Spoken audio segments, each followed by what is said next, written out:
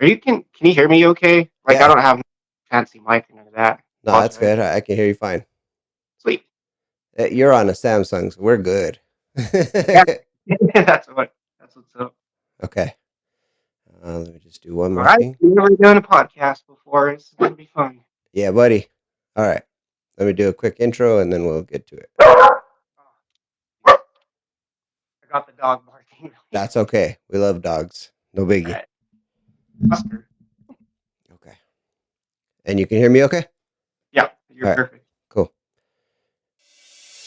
Welcome to Ordinary Joe's Extraordinary Stories, the podcast that shines a light on ordinary people and their extraordinary stories.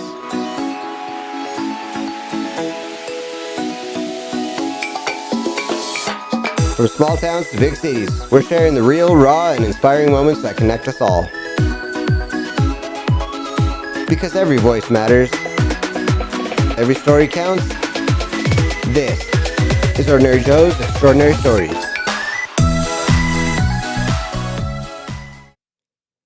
All right, Joes, we're back with another one. Today, we got another special guest.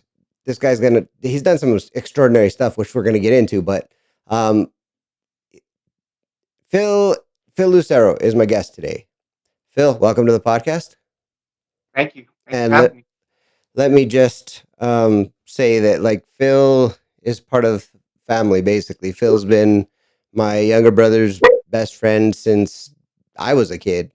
So at this point, Phil's just a extended family member. But um, Phil, you have an interesting background and you've done some cool shit with cars, and we're gonna get into all of that good stuff. But first off, I want you to tell me how you and Fabian even met and became the best friends that could ever be.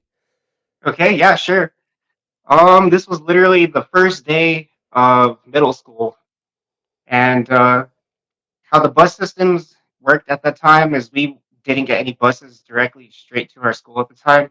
There's like a middle place we had to meet up first to capture another bus. Sometimes it's two buses in between that we Damn. have to jump into. But What what yeah, what what school was this? I believe that was Alameda Middle School is where we had to catch the buses at. Well, which school are you guys going to? To Monte del Sol. Oh, no kidding. Since junior high. Yes, junior high, and that Wow. was the first day we didn't know any each other, nothing. We didn't know nothing. So I got dropped off. I was already a lost puppy. I just had no idea what I was doing. I was just standing there with my backpack, just alone, just frozen in place, not knowing what the hell to do. And then just looking around, all the other kids. I'm like, wow, this is okay. I'm learning something new today. And then there's this other car that just dropped off nonchalant to other students, and one of them so happened to be Fabian and his older brother Brandon. So they both came in together, and I remember not even like 30 seconds. They walked out. Fabian was right there. I still remember his bright green button-up shirt that he had and all that too. And so just like me, he was lost. He didn't know what the hell was going on. Nothing. Relying on his brother to kind of like guide him the way. But then, like I said, not even 30 seconds of them being dropped off, Brandon sees his homies down at the other end. He's just like, "Oh shit! Hey, Fabian, go make friends. Go find someone. I'm gonna go over here." And so then he's just like, "Oh, okay. Oh God." And then it was weird. So the bell rang, and all the Alameda students went in, and so then there's just a handful of us just still sitting out there, and because we were waiting for our bus, which was always freaking late. And so then I kind of just like walked over to Fabian. He happened to be the closest standing to me. I'm like, you're going to Monte, right? Like, is that where you're going?" I'm like, "Yeah, I'm waiting for another bus." I'm like, "Okay, good, good." So I'm like, "All right, already a stress relief." I'm like, know what I'm doing for because I tell you, I was so lost, dude. I just got dumped into that situation. I was like, this is so weird. So But then, from then on, you and Fave were just attached at the hip, or what? Like, what? it was easy because we went into the bus finally, and they sat us right next to each other, so that worked out. And so then we kind of were talking to each other, like, "Hey, like, what are your interests? What do you like?" Hold on, I real remember quick. You just Fabian. You just said something interesting. You said they sat you together. Like, was it like assigned seating on the bus or something? Yeah, well, not quite. It was just like they wanted, two pairs on the front seats and then back and then back and then back, so that we were all sandwiched in the very front. Oh wow. Not just like have our way to like, I take the very back little short seat in the back corner there, bus. Wow. No People freedom on the bus. they just wanted us, yeah. That's wild. So they just told us, hey, just all sit right next to each other up front right here, so that way I don't know what the purpose was, but That's wild. but yeah, like just small talk, asking some questions, just mentioning video games, cars alone was enough to be like, holy shit, yes, like that's my Nice. thing too. And we're both Resident Evil fans, we're both Ferrari fans. Like I'm trying to remember like the early stages of what we used to talk about, and so That's that was wild. cool. Yeah. That's a cool meeting.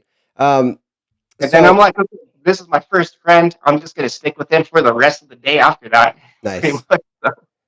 And you guys never left each other after that. It was just always Fave and Phil. Yeah, Yep, pretty that's much. what's up. Um, I didn't meet you until shit, long years and years until you guys were late in high school, Yeah. which is kind of unfortunate because like you and I have some aligned interests too. Probably mostly in the world of automotive, but Oh yeah. well, let's change that. The world of transportation now because I got you into my AvGeek shit, and we're Yep. we're gonna cover that later on. But before we get to all of that stuff, tell me about your family and growing up. You guys have, and we'll just call it what it is. You guys lived on a very expensive property in Santa Fe. How did you guys even end up there? Yeah. So that was definitely by luck. My grandparents and then their grandparents had that property since forever. I think That's that house was about 75 years old that's at the time, wild. and it was only just one little section of it, and maybe like 12, 12 people, kids, and everything just all crammed in there. That's And wild. then the main house, and then eventually they added a couple more rooms, and then maybe like one more room finally at like a few years down the road there. And that house has just been part of the family and raised all of us, aunts, uncles, cousins, have all pretty much been raised in that house at one point, whether it's just being babysat or something. And That's wild. And this is the one that's off Alameda, am I correct? yep, Alameda, yep, on the Bro, east side. that What makes it is so expensive is that it happens to be in a historic part of land that's up there. right. And, we got lucky because of like just all restrictions, everything, how just the sewage is run, the electric is run, the water, everything completely different. Like that house did not have an actual foundation it was sitting on. It was just literally, dirt and then No a shit. wall stacked up. And then they Wow. had some Vigas, and they weren't considered like actual Vigas. They were just thrown down trees, like Tunisas down the side that they cut up to make it work on the ceiling. And then That's wild. yeah, so we just kept preserving that throughout the years and kept it going like that. That's what's up. Kind of. Does your mom still live there? No, she doesn't live there anymore. Do you guys Just way down the road, there's a lot of family dispute and things oh, going on, and so she just kind of needed to leave that because it wasn't gonna get better for her unless she did. oh wow, Unfortunately, that sucks. But it's still in your family somehow. yeah. No, actually, it's actually gone completely. They sold it? We sold it. Oh, It was you my guys mom. sold it. Yeah, Oh, well, good for her. I'm sure she did quite well from that. yeah. So that was Good, good. Glad to hear saving that. that too. Yeah. Nice, nice. Your dad also had a very expensive property, right? Yep, he's also up there in the east side, a little bit far, kind of like the beginning of the road going up to the High Park, the ski basin. Oh, I thought he Um, was on Upper Canyon Road. like Upper Canyon Road, yeah, like right where it like tees into the High Park Road, I guess. No kidding. You go down right there, and then it's not too much farther. Then there's like a Gonzales Road. Oh yeah, I don't yeah, know. yeah, yeah. I know a bunch of little back roads that can go there, but That's wild, man. And it's was that handed down in his family also? it was. That was a little bit more of like an awkward and confusing situation because at that point the brothers and sisters were kind of like fighting each other of what they want, what they feel like they deserve part of the house, and so it got divided into one, two, three, four different sections that people owned. Damn. Kind of stupid. I don't know. I didn't get it. Like there's like half of the backyard is one of like my dad's section, I guess. The other half was another my aunt's section, but she passed away, so that doesn't matter anymore.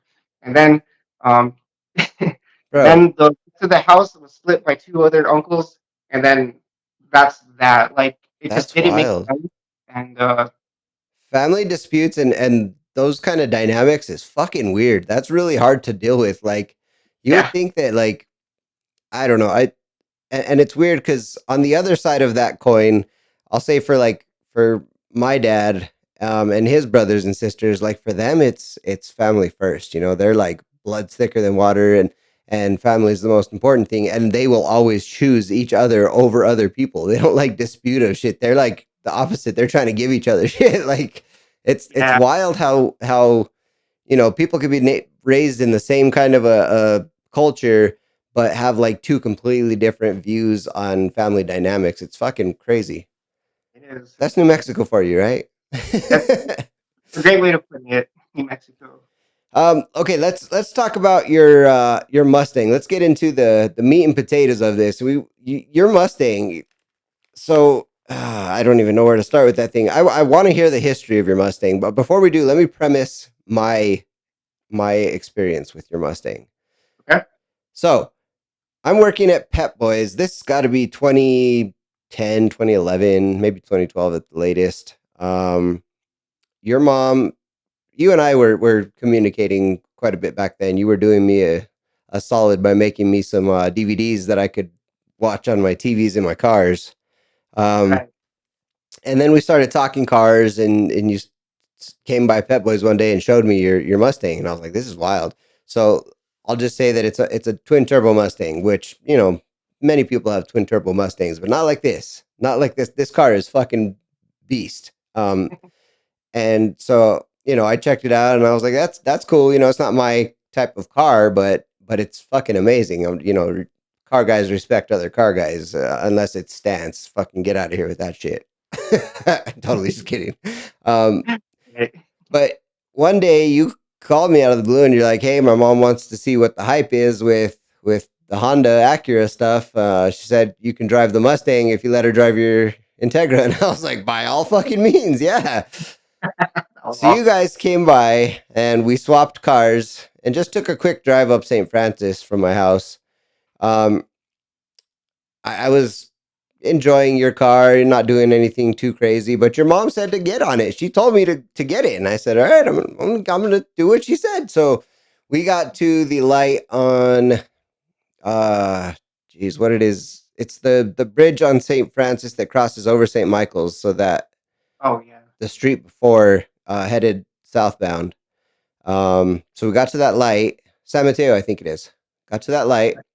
Light turns green, and I fucking punch it, and I think I hit maybe second gear at most, and I was doing like almost 100 miles an hour on the other side of the bridge, bro. Keep in mind that that's 4 lanes distance, like crossing 4 lanes basically, and a median is the length of this bridge. So by the time I got to the next light, I was damn near at 100 miles an hour, and I think I topped out at 110, and I was fucking jittery, shaking, bro. I was like, no, no, no, that was it. I stopped there and just brought it back down to speed limit and did not speed like that again the rest of the time I drove it. Just went up to the end of St. Francis, came back, went back to the house, and I was like, this car is too fucking much. So that was a really cool experience, and I'm never gonna forget that. Now I will Yeah. say, even that being said, and that much power under my feet was a really cool fucking thing, but it was also still didn't make it my forte, you know what I mean? Like I'm not into American cars really. Like I do love older muscle cars and stuff like that. Um, but I'm always going to be a Japanese car guy at heart. But Yeah.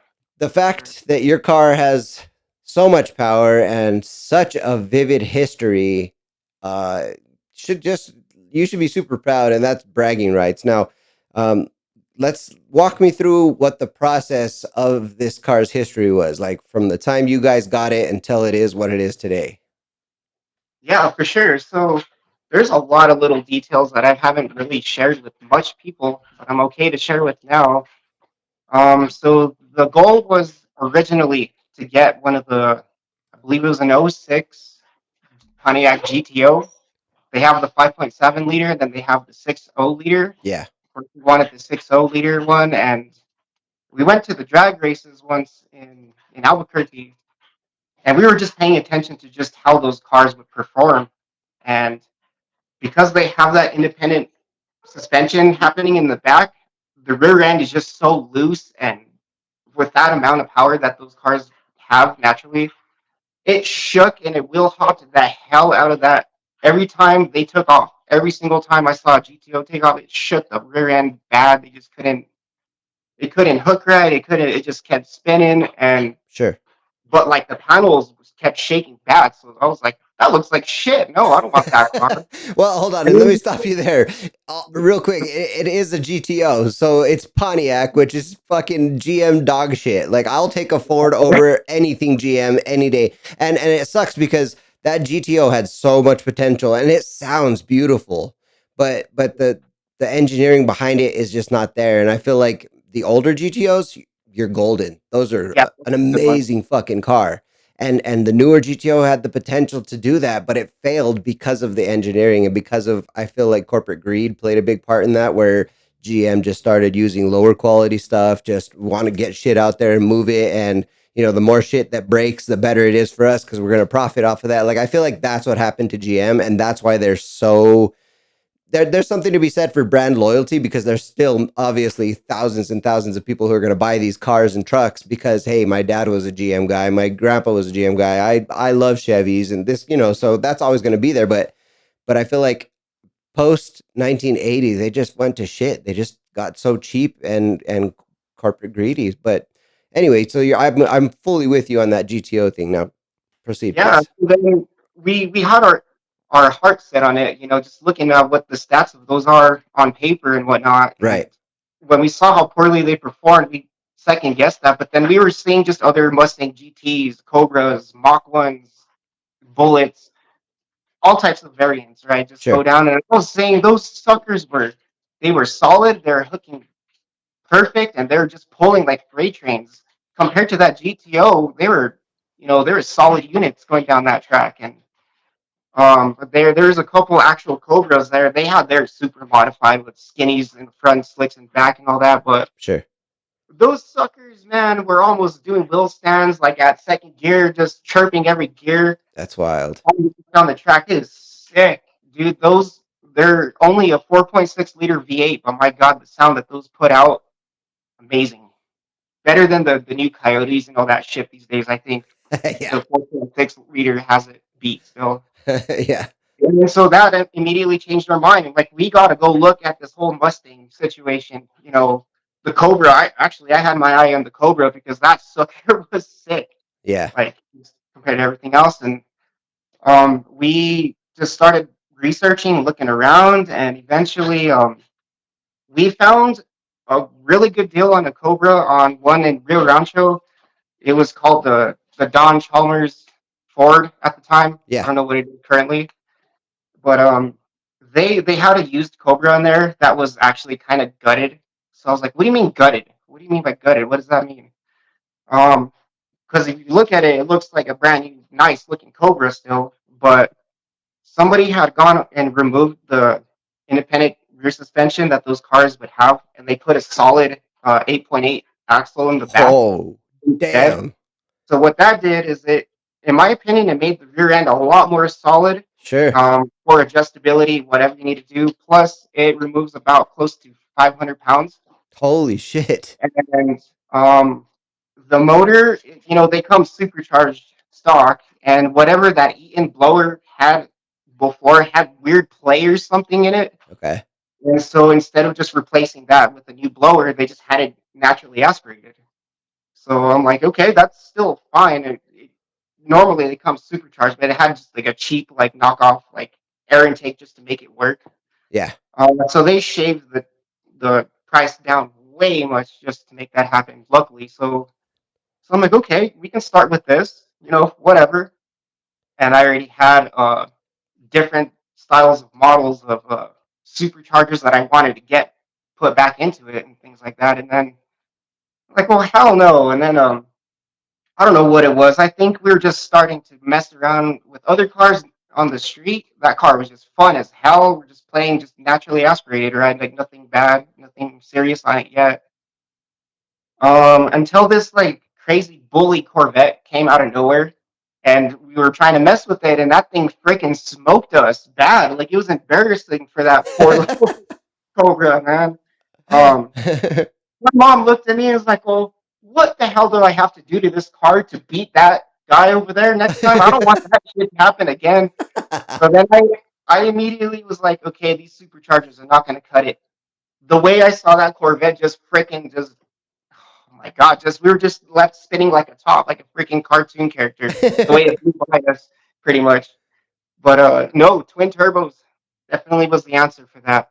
And there was a kit down in, not a kit, there was a shop, Turbo Horsepower is what it's called, down in Albuquerque, um, that we went to go get quotes on, ideas, everything. And there's a specific kit that will allow us to get up to 1,200 horsepower or as low as at least 600, That's right? So you so have that wild. ability. And so yeah, we pulled the trigger on that after like a few different visits back and forth with the shop. We got a game plan, we got the perfect kit set up, and yeah, the thing was in the shop for about like a month, just getting worked on, and they hustled on it and they made it pretty good after that. So What and year is your Mustang? 2004, So it's an '04 Cobra, right? yeah, With twin turbo. with twin turbo, Now, yeah. did you do anything to the internals and all that? The engine itself? The no, all that is still stock in turtles, Dude, and that's fucking wild. yeah. So we learned the hard way. The very first time they put it on the dyno, um, they dropped in like a starter tune or something really simple, but then they wanted to do a full pull. I think the thing had, oh my god, I can't remember. It was close to like 18 foot-pounds of torque or something like that. Not, no, I'm sorry. The boost, 18 pounds Yeah, that they yeah. were putting into it, and God, that made like 800 horsepower, but it shot a spark plug completely out of the head. Oh, It launched the spark plug out, the wire flung out, and it sounded like they just blew the motor, holy 100%. shit. Because it was just shooting out of that open hole at that point, and it sounded like the thing was just dead, like they just killed it. And, Oh, that's wild. so then, like, nope. Okay, next thing, installing a boost controller for this thing. So that didn't happen again. Um, the wastegate springs that they had at the time allowed it to go up to about 800 horsepower, which was not the plan, but that was an accident. So that's what happened there. And so then they just did a crazy like cheap. They JB welded the threads of a new spark plug, shoved it, plugged it back in there. So it was like a permanent fix until we got that head completely fixed, Oh right? my god. So that's how they made it drivable temporarily, I guess, until we get that fixed. And they're like, "My bad, we're sorry, we'll cut off like many costs on that too." And I'd be like, no, you're gonna fix that shit, dude. I'm not driving around like that. That's wild. yeah, yeah. So they turned it way down to like maybe 400 something horsepower, which is, I feel like that's pretty weak. That's already almost stock horsepower at that point, in my opinion. Um, so then, no, I convinced my mom like about 2 years after that to go take it back and at least put it up to 550 foot-pounds of torque and 550. No, it was like 580-ish horsepower to the wheels after that, and that's where it stayed to this day. Like we No never shit. messed it or nothing like that. It's just So stayed that thing. that's where I drove it at was 580. Yep, that's where you felt it at 580. That's wild, bro. Like I can't say another car that I've driven, or for that matter, even been in, that I've got that kind of a jittery feeling. Like I was so fucking nervous of how fast it was, like how quickly I got to where I was going, and that speed. It was just nuts. Yeah. Once the turbos spool up, it's just like a freight train. You It's just step crazy. back and it's gone. Yeah, dude. That thing can get out of control real quick if you're not like careful.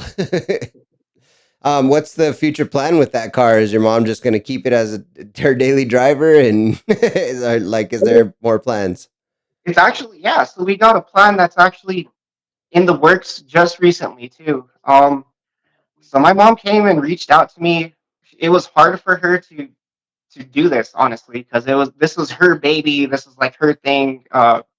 We feel like the sentimental value of that car and everything is part of the family and the history that comes with it. 100%. So then she's at a spot where she doesn't want it, like have that extra monthly payment that she doesn't really drive as much as like she used to and whatnot. And so the thing has been kind of like neglected. It's a little rough around the edges. It's just been sitting there most of Okay. the time. So me and her are basically working up a deal so I can get that car back in my possession, probably within this next year already too. Dope. The plan with that. So I'm gonna get the car. It's all gonna be under my name again, and then at that point, I'm gonna slowly start bringing it back up to life again. Nice.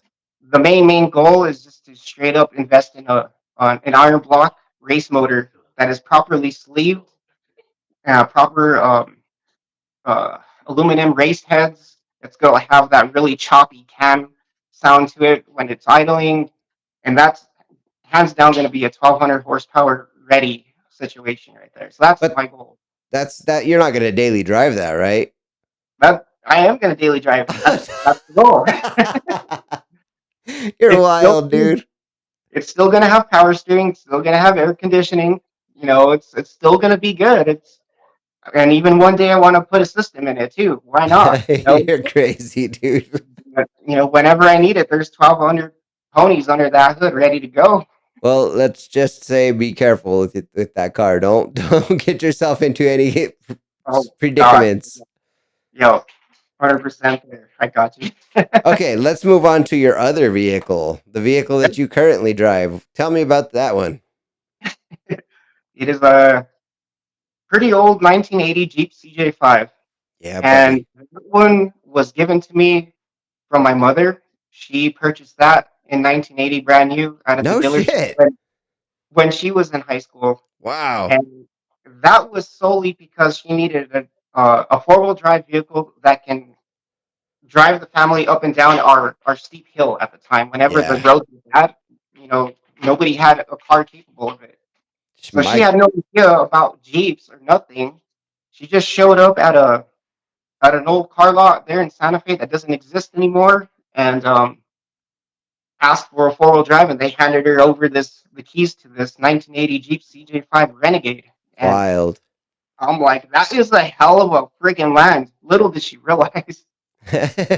Um, just talking about all the Jeep bros around here in forums and whatnot. Apparently, that's a prime year for those CJ5s of the 1980 No kidding. model. I didn't realize that. It's Why really cool. what makes it a prime year? I don't know. A, I think it's body shape mostly. Okay. It's gonna be like the style of the body is Sure. most favored in that specific model. Definitely not the guts that it came with. Yeah, That's like the that they. let's talk about that. Tell me about the guts that it came with. It came in, oh god, a very shitty 89 horsepower maybe. Um, Iron Duke is what they called it. Um, I call it the Iron Puke rather. That thing it's shit to begin with. So so to make up for the lack of power, they put in a also very shitty four-speed uh, transmission, the SR4, which those are known to just just break on everybody 100%. And yeah, That then, engine's a four-cylinder, right? it was just a little four-cylinder, four little banger, and so they had really high gear ratios in that, in the rear end and the transmission to help with the lack of power. It didn't. It was awful. Okay, so tell me about the journey with the Jeep. What do we have nowadays? Nowadays. Okay, so then eventually, once it's fully in onto my hands, I went ahead and I got rid of that shitty little motor, and I dropped in a crate motor.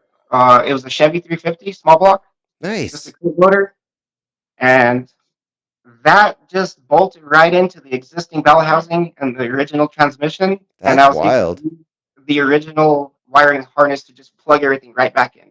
No The kidding. only modification was just welding up new motor mounts onto the frame. That's it. Everything That's else crazy.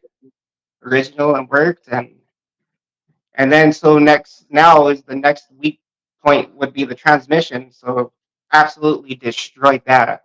So then I put in a rebuilt 5 speed in it right now. So I had a 4 speed, now it's a 5 speed, and I can actually go like 75 miles an hour if I really wanted. If I really wanted I still don't suggest it. It feels like I'm gonna die in that damn thing going that fast, but to. What's the issue with it going that fast? Is it the transmission? I feel like it's just not meant to go that fast because it also has a 4-inch lift on it. I have bigger 33-inch tires. I recently swapped out the original AMC 20 uh, axle and put a Ford 9-inch in the rear, so that sucker's not going to break with like the 35 spline chromoly axles in it too. I'm making sure it doesn't break again ever. Right, my driving style.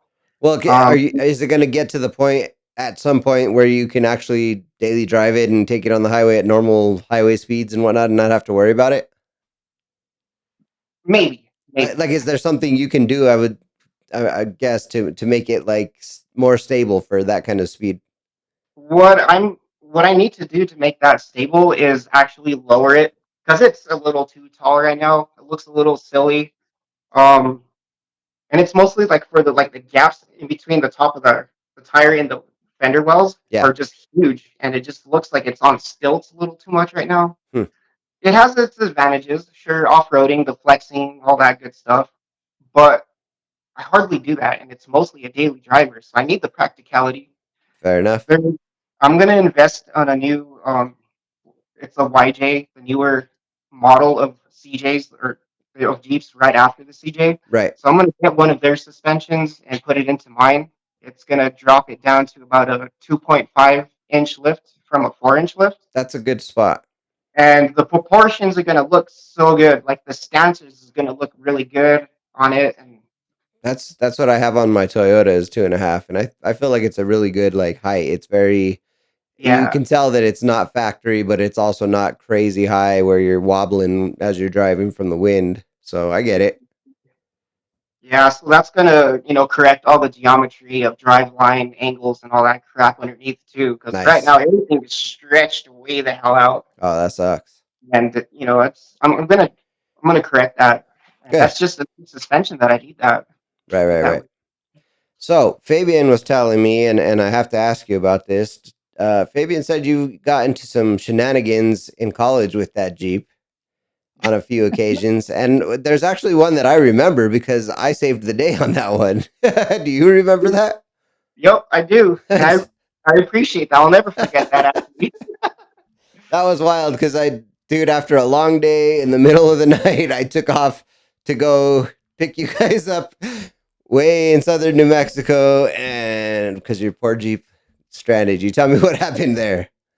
oh man, yeah, that poor little Jeep, dude. We were driving from Santa Fe to Las Cruces and that, multiple times, and it was just freshly, just brought back to life. We just dropped the new motor into it and everything, and got it running, and then it's like, okay, let's go to Las Cruces.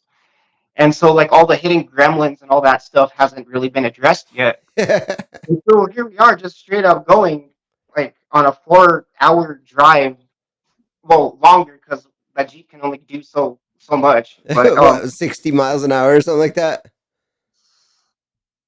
maybe with the wind helping us in a downhill, yeah. Or a lot of times we would go behind semi trailers and just tailgate them, just go right behind them as close as we can, kind of save gas that way too. Nice. that's that's the stuff that we did. And in this particular case, the freaking oil. line blew off inside the motor, and I didn't have a proper plug or nothing like that I could have fixed it at the time. It was just it spewed oil freaking everywhere. Oh, So your little oil pressure gauge, the little line that routes and plugs into the top of your motor block, it blew off from the top right there. oh, Want good oil pressure, 60 pounds, 60, whatever. That's a lot of psi shooting straight out into the motor bay and splashed everywhere. holy crap, dude. That's wild. Yeah, and it was hard to identify what it actually was at first, just because there's oil freaking everywhere, and I was just like, I can't drive this. I'm literally gonna catch on fire and No shit. kidding. And yeah, so that was So you that. where I can't remember, where did you guys make it to that you pulled off finally and parked on the side of the road? We were somewhere in the TRC area. TRC, yeah. So you were Um, like 2/3 of the way there. yep, just about. We were really close. Just that one last final push, I think, and is that's all we needed. So this was like 9 o'clock at night. I get a call that you guys broke down, and I was Yep. like, seriously? All right, fuck it. I guess I'm going down there. So hopped in the car, called into work, and hit the road and went and got you guys. And I think I took you down the rest of the way to school, right? Yeah, no, you dropped us off all the way to the end. You Yeah. you continued our journey further, and And then I drove back in that morning, and fuck, man, I got home. I was so fucking tired. That last hour driving back was so hard, man. I swear I pulled over at McDonald's 2 or 3 times to get coffee because I was fucking dying, dude. That was I crazy. explained. That's one of those heroic things I will never forget, and I so appreciate that you Ah, did that it's cool, because it man. wasn't help from anyone else, man. Nobody else gave a shit, really. That's wild. You went out of your way that much, and that's Eh. that's something to remember. I appreciate that, Well, man. like I said, Fabian's my brother, and you're, by proxy, pretty much another brother in the family because you've been around that long. So it was no biggie. Like, I'm sure that you guys would have done the same for me. So it was okay. Um, Now tell me about other shenanigans that you got into in college with the Jeep. Oh God, there's so much. Um, yeah, that poor Jeep got broken into so many times. That's an annoying one. Just at any point we're walking to the Jeep because we want to go to the Walmart or something real quick, and I see it wide open, everything just full. God, I'm like again 3 or 4 different times, and one of the times, so the Jeep was at a state where you didn't need a key to start it. The Oh, ignition was broken, and I had a steering wheel lock on it at the time, which was the saving grace because some drunken assholes hopped in there and they managed to start it, oh and my God. because they couldn't like steer it, they could only go rear and back and forth, right? And so they went straight into the car right in front of it, busted the fuck up out of that. Holy shit. Then they put it into reverse, I guess, and then you can see like a giant like skid mark where it was. So they spun the tire fast, and then they hit the car behind it, Oh my God. and then smashed the shit out of that. And then at that point, the corner of the Jeep actually got bashed in too, so that got kind of messed up on that one. And then they left the Jeep just parked like in the middle of the whole parking lot, just like that. And I had no idea this was going on the whole time until about like 7 o'clock in the morning. Heavy, loud knocking on our door, and it was the freaking cops with the RA right next to them, scared to death. I'm like, what the fuck could I have done? Like, what happened? What's okay? I gotta be a man about this. And I opened the door, and they're like, dude, your Jeep is out there. So initially, they thought I drove in like a drunken asshole, and I smashed the fuck out of all the cars trying to park, and I left the Jeep all half-assed just in the middle of the parking lot like that. That's So wild. I had to first rule that out, and then we walked down to the scene of the crime, I guess. And then I was just, dude, what the hell is going on? Like everyone, all the other cars that got damaged, they were already out there checking out what happened. Then here I come. They're all dogging me, like looking at me like I'm a complete asshole. Like, what the fuck? Oh my God. It's like, dude, someone's tried stealing my shit, is what this was. That wasn't me at all. What the hell? And, So and then did that all get proved in the long run? Like, did did you get exonerated? No, it was at most we just reported it. Basically, I didn't, I went free. I didn't have to pay for any of the other damages to the cars, none of that, because this happened against my will. Like I didn't know this happened. It was behind my back this whole time.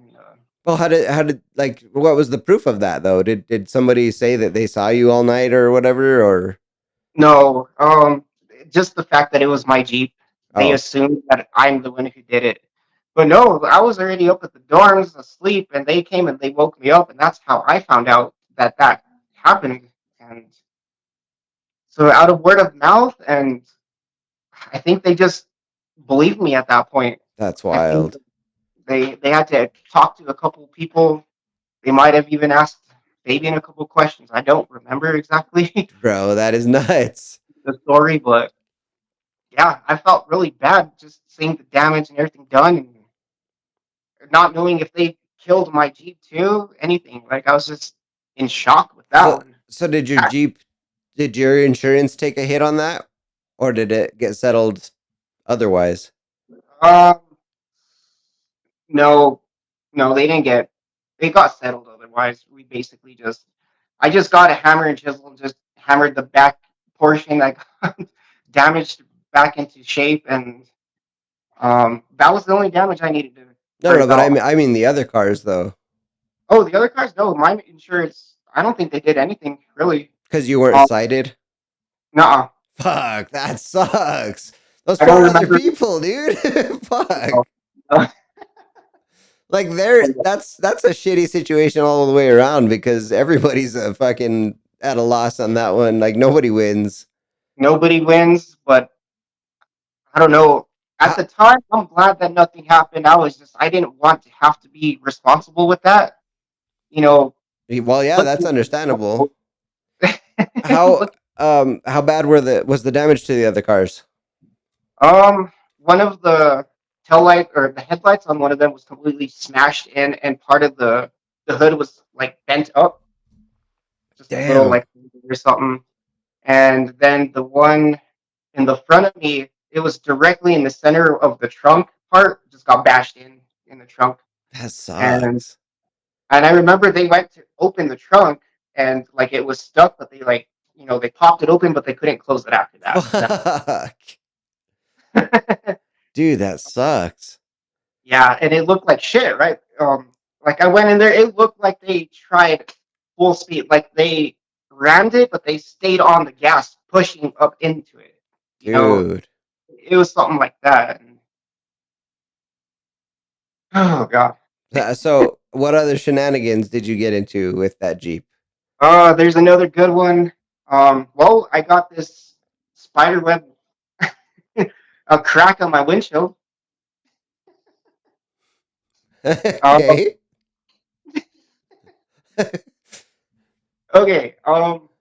Down. Okay. Fabian's here. He's just like, oh fuck, I remember this too. Tell Fabian to sit in on this. Tell him to come sit down.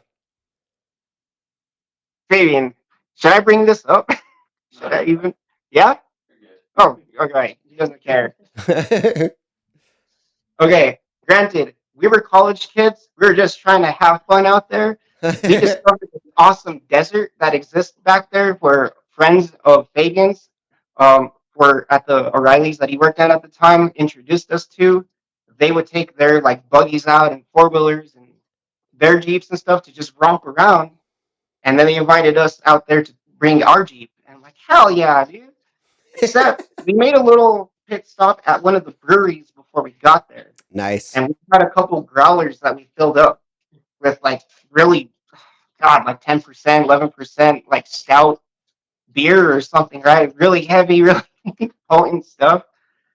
And so, yeah, we met up with the group. We hung out with them. We got really fucking drunk. And then all decided to just go and just romp around, right? I was following a couple of them because I didn't know my way out there. I was just kind of going with the flow. It was fun as hell. And the thing about that Jeep, man, is it leaf springs like that, it bucks hard if you hit um like even a speed bump a little too hard, it'll freaking throw your ass up. It does, right? It's horrible. So then I didn't know this guy didn't put his seatbelt on. I accidentally hit a fucking bump hard enough to where it bucked him straight into the windshield, Oh. and it caused the spider web uh, shattered onto the windshield, which is still on the Jeep right now. I have never fixed that yet. Since college. Yeah, and I freaked the fuck out. I'm like, I slammed my brakes. I looked at him like, what the fuck, dude? That was your face. Holy shit, are you okay? Like, you good? He's just looking at me with the biggest fucking smile on his face and laughing like, fuck yeah, that was sick, dude. Like, no, he's fine. We're just all having a fun time. That was just like a freak accident. Like he got thrown into the windshield. Luckily, not through the windshield. But yeah, uh, that's one thing. I just want to And say, PSA: don't drink and drive. don't do the drive. Absolutely, maybe not even out in the desert too. Um, but that to this day, because it's still on the Jeep, makes pretty fun starters and conversations for Yeah, sure. totally. Do you I just intend on fixing that someday? I just point at Fabian. I'm like, yeah, it's his face. It's this guy's face. Oh, it was Fabian's face. Yeah, Bro, Fabian. tell Fabian to sit down. Tell him to get on camera with you real quick. All right, Fabian. We don't have much room here, but That's all right. get in here. That's the face right there. This is the face. That I can see the flatness. Yeah, that makes sense. It was more my forehead than anything. Yeah. All right, Ordinary Joes, welcome Fabian to the podcast. He's not staying on this whole episode. He's just here for a visit, but a little bit foreshadowing. You're going to have to come back either next week or the following, and we're going to talk to that guy. Oh, yeah. I'm sure I'm sure the pair of you guys have some good stories, but this is Philly's time, so we'll talk to you later. Yeah. All right, Phil. So let's fast forward in time a little bit. Recently, the wife and I took a trip, and you helped me with something. And I will put the final product at the end of this video. But you went out of your way on a moment's notice to go film something for my nerd ass because I asked you to, and you did it. And then you got into my nerd shit. Tell me about that. Yeah, so just one day out of the blue, a normal day at work, Fabian comes and asks me this question, like, hey, so Jay's planning on doing XYZ, but I'm able to, help him in this case. How do you feel about that? He's going to go catch a plane, a flight that you're about to take off in DIA at a specific time. And for some reason, that sounded fun as hell. That like you just put me on a mission. I accepted a mission I'm about to go freaking accomplish for this guy. I'm hell yeah. So I just quickly just like, when was it? Oh shit, I'm off. Yeah, I could do that. 100%. I could do that. And so then I just planned to do that, and I got introduced to all those cool apps, the flight trackers, and even sky cards and all that stuff was super fun. I didn't know those existed, but that shit is fun as hell. Yeah. Not gonna lie. um, Nerd but shit. yeah, I've always had a little bit of interest, in the aviation world and No kidding. just everything. I just haven't really been like obsessed, I guess, with it. I don't know. It's just something of interest that I've always appreciated, but I didn't know these games existed. I didn't know these apps existed, and that was like the coolest thing I could have seen there in the wild. Yeah. Thanks to Fabian helping me out, and then, really that was the best tool I needed to track this plane that I needed to catch for you too. That was like the main thing I leaned on right there. bro, I just remember those days were hectic. Those last couple days before the flight were freaking hectic. And even the day of the flight was fucking hectic. Like there was moments there where we almost missed the flight and that the connection was too tight and we didn't know which runway it was going to take off from. And then it was raining, Oh god, man. like just a little bit of rain. It wasn't too bad, luckily. But you fucking nailed the shot.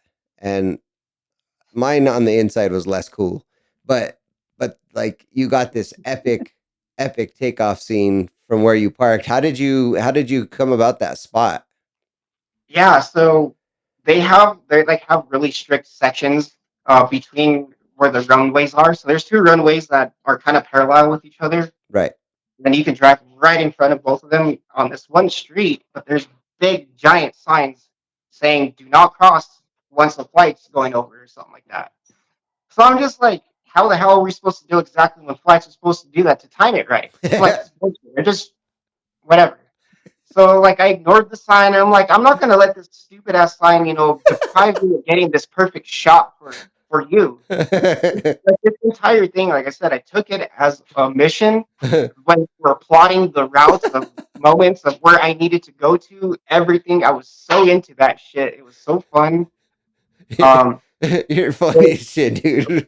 what I ended up doing is I stayed parked at one of those signs, right? And I was just paying very close attention to the tracker of the plane that you were on, and I saw it slowly turning around, and it was lined up with the runway about to take off, and I'm like, this is my freaking chance. So Nice. I hauled ass right down in there, right in front where the thing was going to be, where the front of the runway was. And so I immediately just ran outside and got my phone right there. Like, I didn't care if I was going to get in trouble or stopped or nothing. I'm like, I am getting the shot.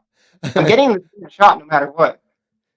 And then, sure enough, I just started hearing something in the distance, and holy shit, that the sound of that plane sounded epic, dude. That plane sounded so damn sick, just full sending it like that. That's so funny Um, because inside the plane it's so quiet, dude.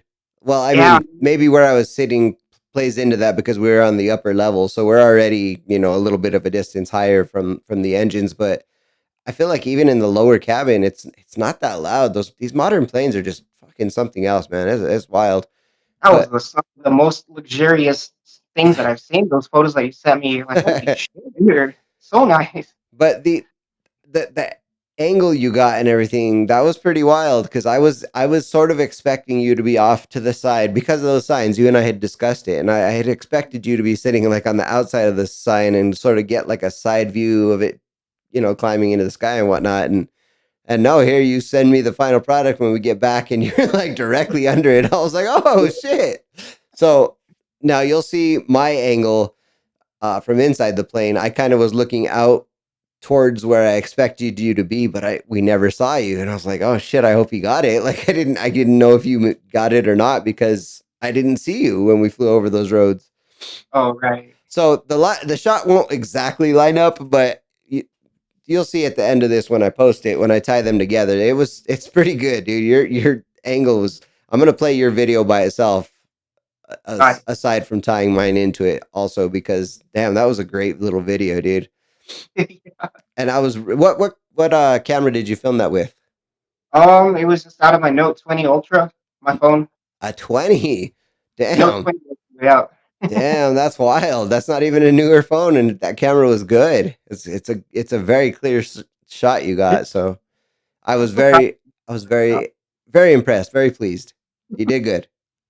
Yeah, thank you. You sent you so you have a YouTube. Before we move on, tell everybody what your YouTube is. It is Angel S Turbo.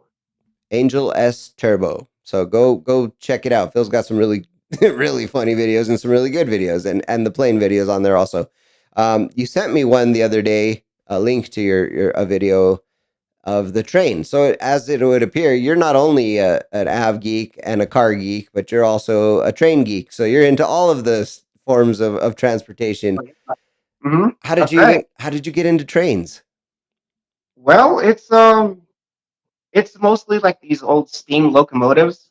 I just appreciate the ingenuity involved and how they function. Just That's cool. how, how it's made, how it's functioned, how they use raw steam power to produce such like power out of those things like that. Sure. I feel that stuff is just so interesting, and That's cool. I want to know more and more, like to the Yeah. complete anatomy of how things function. Like that shit has always been interesting to me, and Have you taken a ride on any of those trains? no, not like that. I So want. so we did a friend of mine from the podcast, actually, Chase, on season 1. He got some tickets and he invited me and Sarah to go with them on the Cumbres and Toltec, I believe it is. think it is. It starts in Antonito, uh, New Mexico, and goes up to um.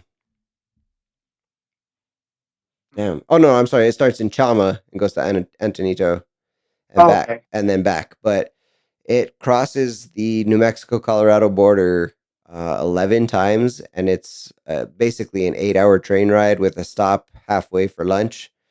Really cool experience, dude. Oh, So they have a train, a car that's an outside car that you can just walk out there and just like watch the scenery as you pass. And they have the inside cars.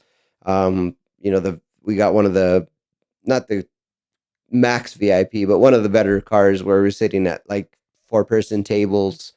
yeah. And you can just watch the scenery go by, and they have drinks and whatnot, snacks. It's really cool, dude. Kind of pricey, but worth an experience, especially if you Oh, like steam locomotives, because this one was a steam locomotive. Um, yeah.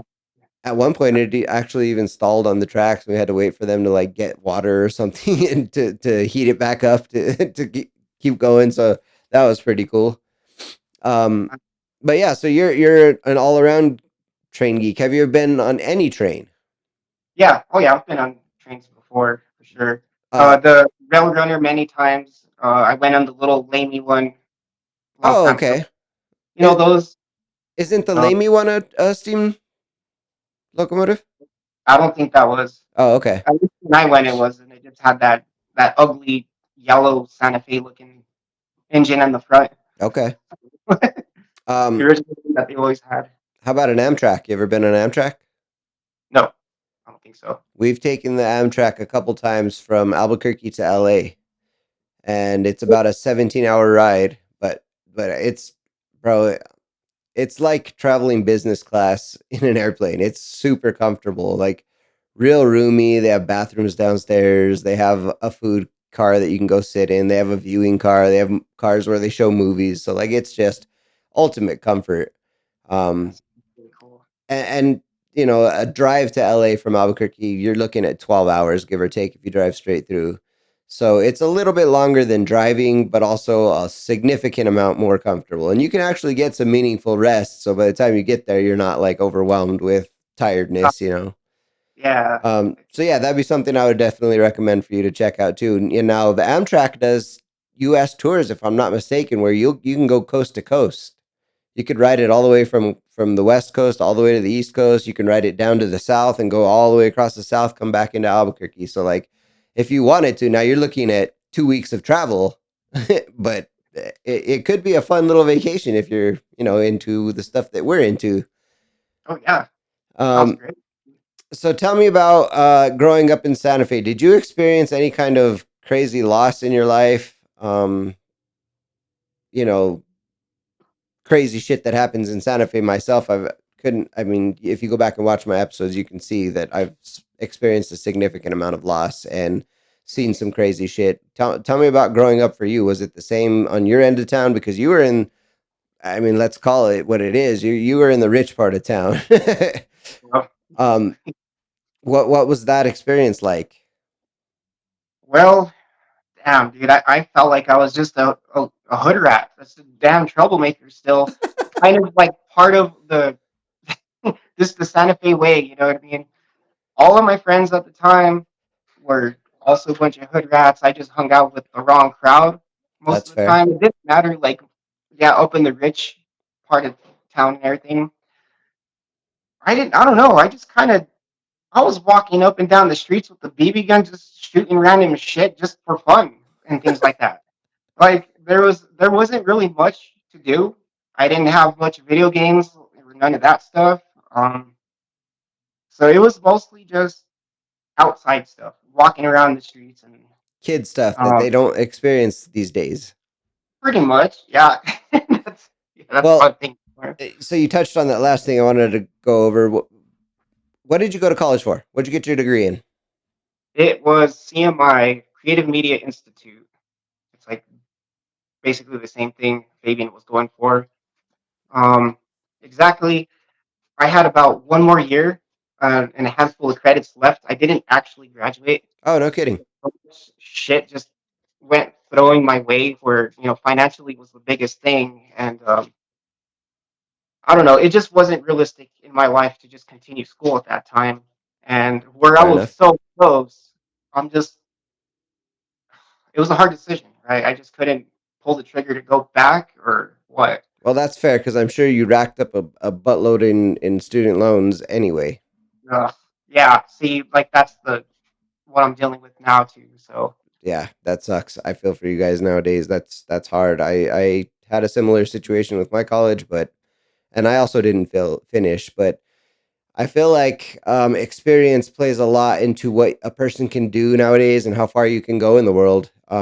It's not all about college education. Now, maybe that might be the case at the beginning when you're getting hired for a job or something like that. But of course, these companies and I feel like there's a trend where companies are starting to switch to, oh, this guy's got more experience. This guy knows more in the real world versus this guy who has this really expensive piece of paper.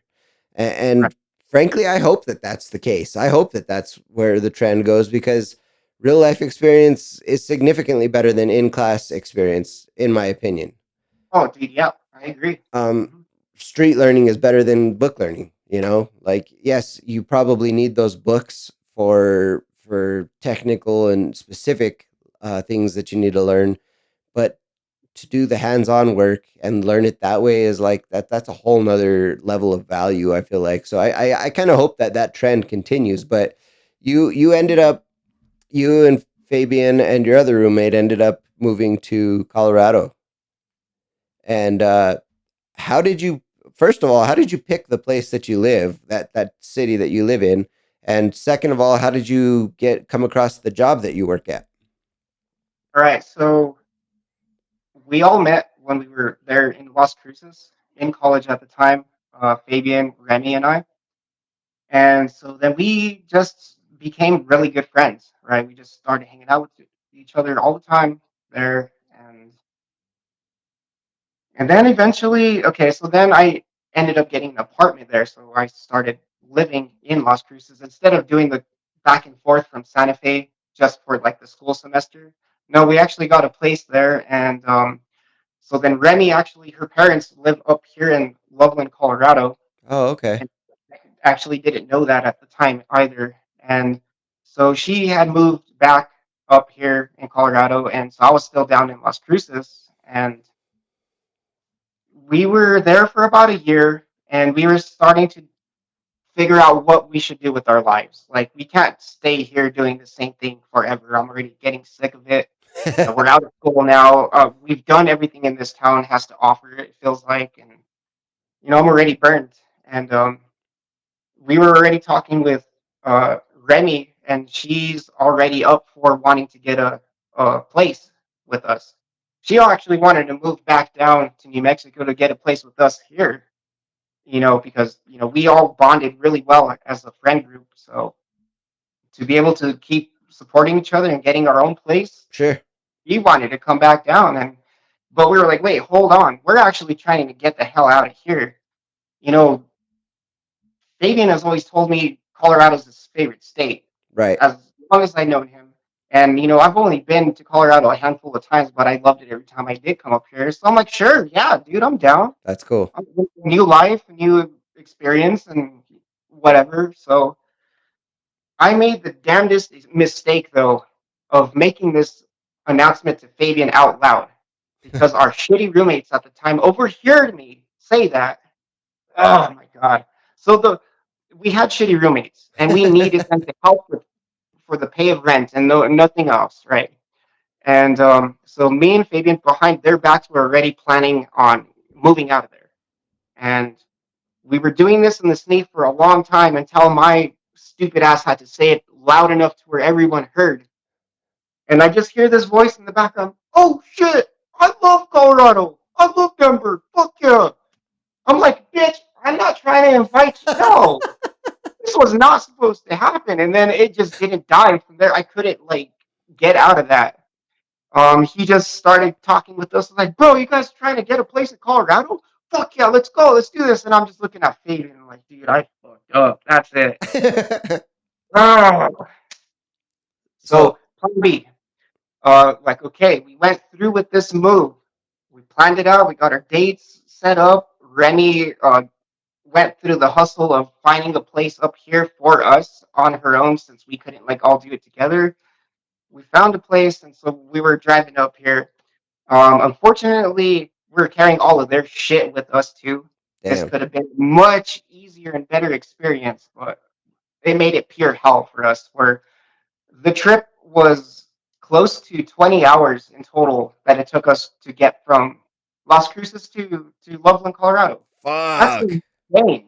And yeah, so that's a number of things. We got a trailer blowout 2 hours into the drive, and it took 2 hours just to fix the damn blowout. Um, just hauling that pig of a freaking that thing had so much shit, and it filled to the brim. I had the Jeep on a little dolly being pulled behind it too. That thing was filled to the brim with just shit.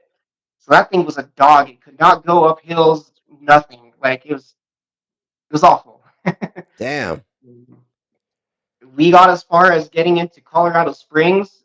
There was a huge, like, fatal accident that happened there on the highway where we were at a standstill in traffic for 2.5 hours again.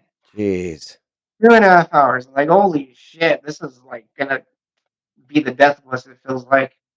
And this entire time, while me and Fabian are just going through this hell to just get our shit up here, our shitty roommates spent the time sleeping in, right? Took their time getting up and ready, went to go have breakfast with each other, and then, got into their comfortable, nice little car and just drove at their own pace. Took all day, took their time, and even, stopped at Colorado Springs to hit up another dispensary and another restaurant to eat at. And then they started like sightseeing like the capital area and stuff at Denver. I'm like, these guys are just fucking around. Meanwhile, me and Fabian are actually trying to get this shit up here, right? Jeez. And then if they finally went to the place that they picked out in Denver. So that's what saved us. Is we found separate places. Oh, nice. Remy picked our own place and be like, it could only be me and Fabian. Like that's it. Right. And we told them and be like, hey, you can come with us, but you can't stay with us. And they're like, okay, whatever, we'll find another apartment ourselves. Nice. Somehow they pulled that out of their ass too. And So now, so, now, yeah. when you finally did get up to Loveland, what was settling in there like? How did that? How different Um, was it? it was, oh God, much different. Everything was different. The first noticeable difference was the color of everything. There was green. There's actual grass everywhere. There were green trees. There's flowers. There's just natural beauty Sure. everywhere. Where you used to just brown desert Yep. everywhere in New Mexico, right? Right. And so that was the first noticeable difference because I'm not used to seeing that yet, and like this is really fucking gorgeous out here. And then the next thing is the crowd of people, the type of people that are out here. You know, whole different breed of animal out here. Okay, I shouldn't say it that way, but um, it's like I felt like I was out of place now with this new environment and everything. Loveland itself is actually like there's the population is mostly older people there Okay. too. I don't Yeah. know if it's just simply a retirement place or what's going on, but the majority is old people. So that's mostly the type of people you'll see everywhere. Okay. And then I just noticed the prices were a lot more expensive everywhere I went. What I considered was cheap or expensive in New Mexico was a hell of a lot different from up here with a lot of other things. And so just little subtleties like that. As days go on, I'm just like, this is different. Fair. Alcohol that they sold in the stores were only at 3% still. They didn't have the full, percentage of anything sold anywhere. And I thought that was the weirdest damn thing. Coming from that freedom of having everything down in New Mexico to up here to just be deprived of so many things. Deprived. That's funny. So I'm like, okay, we're still in college mindset, party, whatever. I'm like, let's go hit up like a liquor store. Let's get some drinks or something, hang out. Like maybe the second night there, and we got a couple 6 packs. But I'm seeing every single one is only 3%, and I'm like, what the hell is this? I'm confused. the hell, Colorado? And then I started talking shit. A bunch of wussies out here. What the hell is this? I won't be here no more if this is the case. But I was just, That's funny. So, well, okay, last thing I want to talk about real quick before we go. I've been running a little bit long here, and I appreciate your time. But tell of me course. about the job that you work at now. How did you come across that? And you've been there for a long time. So, how are you liking it? It's actually it's working really well, and it's been a pretty good establishment. And I'll take it back just a tiny bit. My easy foot in the door is that I worked at Target at the time, and it was easy to just switch my name from Target to Target as the chain company. So then I have a Target job over here, but then I noticed they weren't paying me shit.